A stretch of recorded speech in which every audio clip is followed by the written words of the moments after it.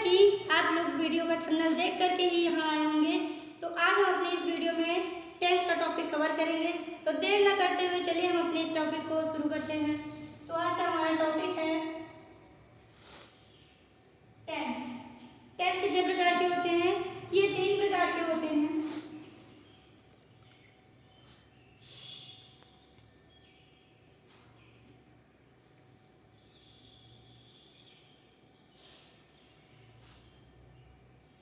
ये 3 प्रकार के होते हैं और पहला है present,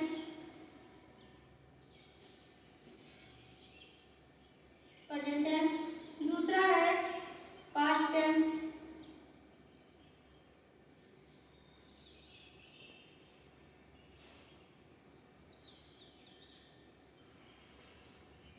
future tense.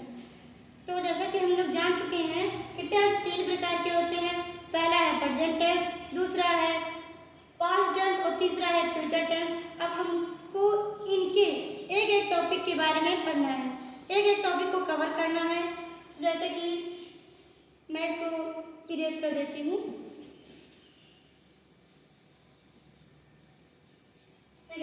Present tense में भी 4 टाइप होते हैं। एक होता है प्रेजेंट इंडेफिनिट टेंस, दूसरा प्रेजेंट कंटीन्यूअस टेंस, तीसरा प्रेजेंट परफेक्ट टेंस, चौथा प्रेजेंट परफेक्ट कंटीन्यूअस टेंस।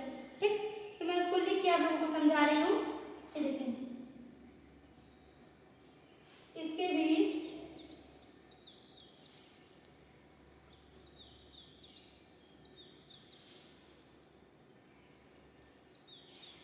इसके भी 4 टाइप हैं।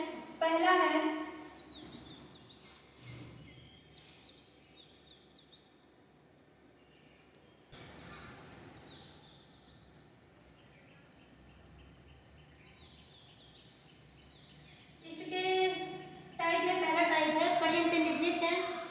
दूसरा है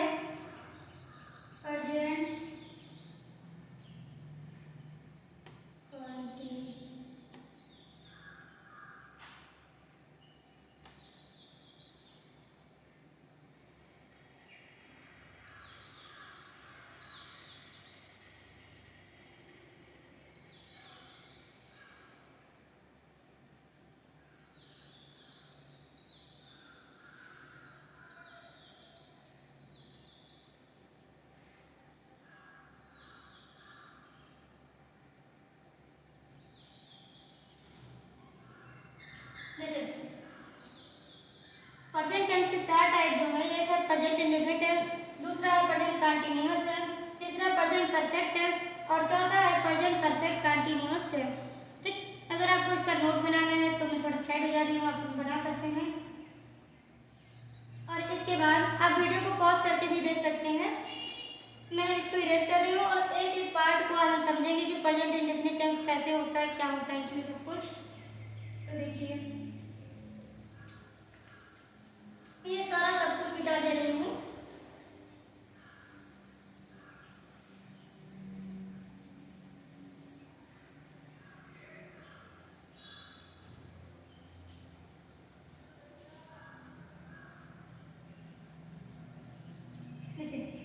तो हमारा टॉपिक है पहला क्या था?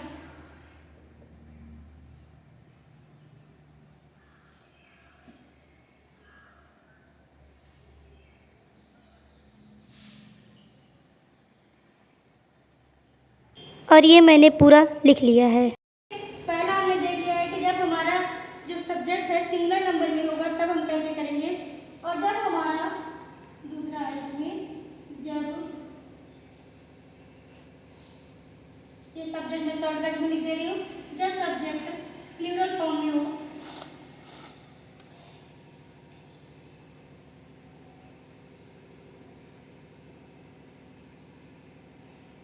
प्लूरल नंबर हो। ठीक, जब सब्जेक्ट प्लूरल नंबर हो तो उसका ट्रांसलेट हम कैसे करेंगे, उसके नियम देखिए। रूल्स, सबसे पहले जैसे सब्जेक्ट लिखते हैं तो हम सब्जेक्ट लिखेंगे, उसके बाद वर्ब और लास्ट में ऑब्जेक्ट। ठीक, ये शॉर्टकट है ऑब्जेक्ट का। सबसे पहले सब्जेक्ट, उसके बाद वर्ब, फिर लास्ट में ऑब्जेक्ट। इसमें हम वर्ब में यस या यस नहीं जोड़ेंगे। क्यों? क्योंकि क्योंकि ये प्लूरल नंबर में है, ये जो अगर सब्जेक्ट हमारा प्लूरल में रहेगा तो हम नहीं जोड़ेंगे। अब इनके हम कुछ एग्जाम्पल्स भी देख लेते हैं तो आपको ज़्यादा क्लियरिटी मिलेगी। एग्जाम्पल देखिए, जैसे कि मैं कह दूँ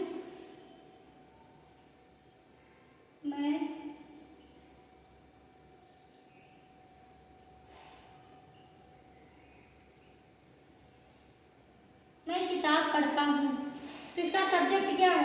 सब्जेक्ट हो गया मैं, और मैं जो है वो है प्लूरल फॉर्म में। ठीक, तो जब मैं प्लूरल फॉर्म में है तो इसका ट्रांसलेट करेंगे सबसे पहले सब्जेक्ट, उसके बाद वर्ब लिखेंगे। इसमें वर्ब क्या है? इस वाक्य में वर्ब क्या है? मैं क्या कर रहा हूँ? पढ़ रहा हूँ, तो ये वर्ब हो गया। तो वर्ब की इंग्लिश लिखेंगे, पढ़ता हूँ, पढ़ने की इंग्लिश होगी रीड।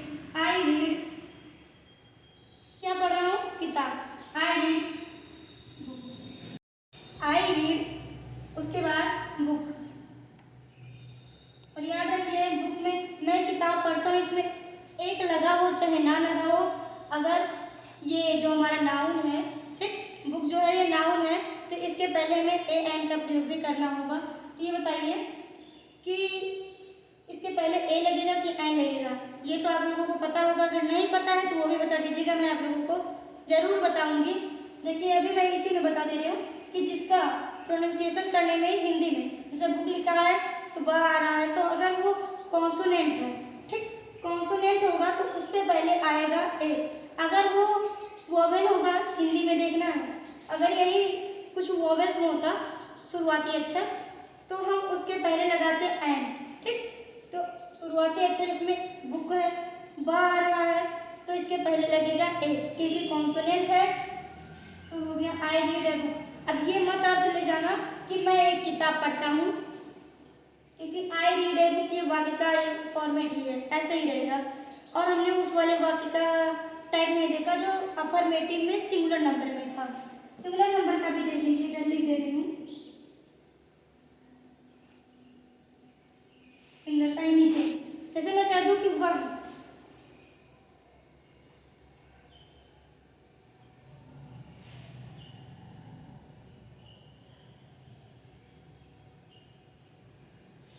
वह विद्यालय जाता है, तो सब्जेक्ट इसका क्या हो गया? कौन जाता है? वह जाता है, तो सब्जेक्ट इसका ही हो गया।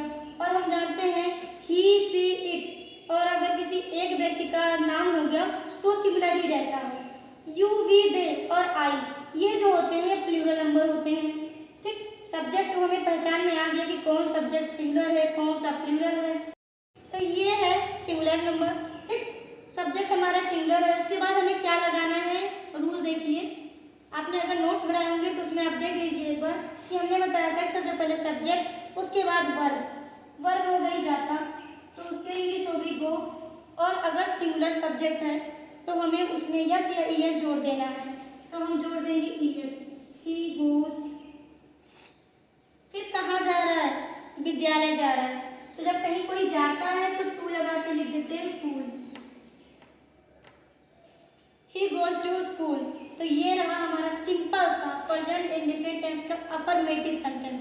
अगर हमारे प्रेजेंट इंडिफरेंट टेंस का जो सेंटेंस है वो अफर्मेटिव में रहेगा तो उसको हम किस टाइप में बनाएंगे? तो ये रहा प्लूरल वाला नियम, और सिंगुलर वाला नियम हमने पहले ही बता दिया था। देखिए, तो हमारा प्रेजेंट इंडिफरेंट टेंस का नेगेटिव सेंटेंस है जब वाक्य में नहीं शब्द का प्रयोग होता है। ठीक, जब वाक्य में नहीं शब्द का प्रयोग होगा तो हमें हेल्पिंग वर्ब के रूप में डू या डज का और उसके साथ नॉट का प्रयोग करना पड़ता है। लेकिन कैसे पता चलेगा कि कहाँ डू का प्रयोग करेंगे, कहाँ डज का प्रयोग करेंगे? तो वो भी देखिए, जब हमारा सब्जेक्ट जो है सिंगुलर में होगा, ठीक, तो सब्जेक्ट के साथ डज नॉट प्लस नॉट, उसके बाद वर्ब, फिर लास्ट में ऑब्जेक्ट लिख देते हैं। और अगर जो हमारा सब्जेक्ट है प्लूरल फॉर्म में हो तो हमारा नियम क्या होगा? Subject plus do plus not plus verb plus object. अब इसके हम कुछ एग्जाम्पल भी देख लेते हैं।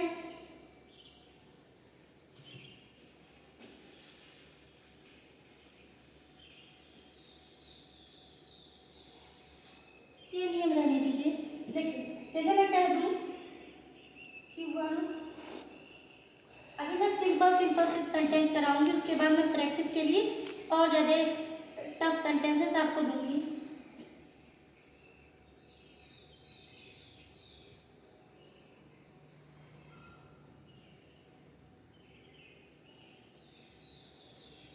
वह विद्यालय नहीं जाता है।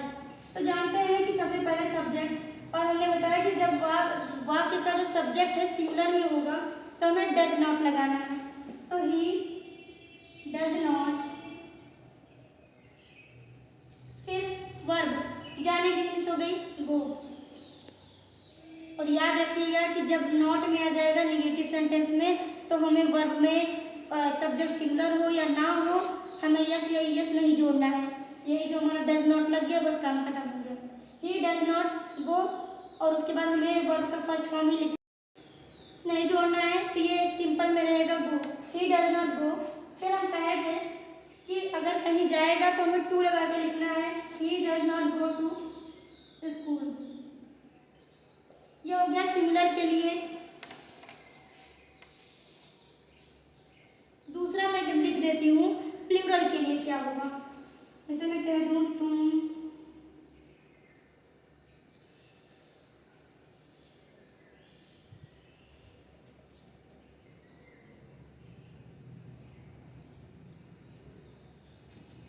तुम विद्यालय नहीं जाते हो, ठीक। तो ये हमारा जो है प्लूरल फॉर्म में है। प्लूरल फॉर्म में है तो इसका पहले हम सब्जेक्ट लिखेंगे। तुम है सब्जेक्ट, इसकी इंग्लिश होती है यू, यू। और देखिए प्लूरल जब होगा तो हमने बोला है कि डू नॉट लगाएंगे। यू डू नॉट, फिर जाने की इंग्लिश हो गई गो टू स्कूल। रुकिए मैं ये क्लीन कर देती हूँ ताकि आपको जो वाक्य है क्लियरली दिखे। तो आज का हमारा टॉपिक बस यहीं तक। जैसे कि मैंने कहा था कि मैं एक ही वीडियो में पूरा कंप्लीट कर दूंगी, लेकिन वो नहीं हो पाया, तो मैं उसको नेक्स्ट पार्ट में आप लोगों को दिखाऊंगी। तब तक के लिए थैंक यू। मिलते हैं नेक्स्ट वीडियो में। सब्सक्राइब नहीं, अगर आपको ये वीडियो अच्छा लगा तो हमारे चैनल को सब्सक्राइब करना ना भूलें।